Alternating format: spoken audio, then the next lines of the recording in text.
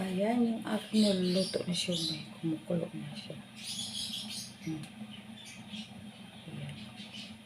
Aray, init pala.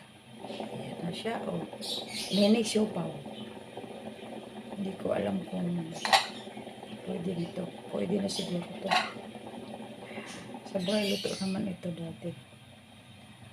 Konting in pa. Yan ang aking almusal.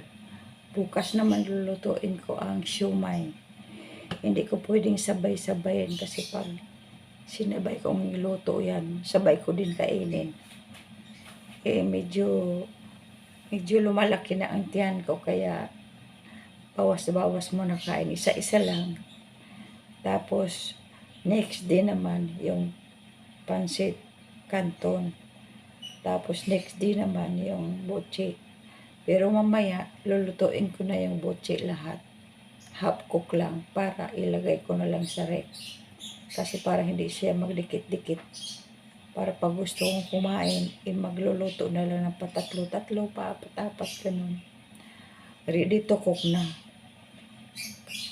Kaya, habang hinihintay ko ito, aking siopaw, ako'y magdadaldal muna at kagigising lang.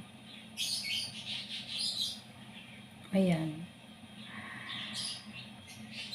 Kagabi gusto kong magluto, kaya lang ayaw ko magluto. Dahil ayaw kong kumain na sa gabi. Uminom na lang ako ng gatas para mawala ang gutom ko. Kasi medyo ang aking tiyan ay lumalaki. Hindi porket ganadong kumain, kakain na lang tayo hanggat gusto natin. Huwag naman. Control din pag minsan. Kaya ayan, siguro luto na ito. Luto na siguro ito.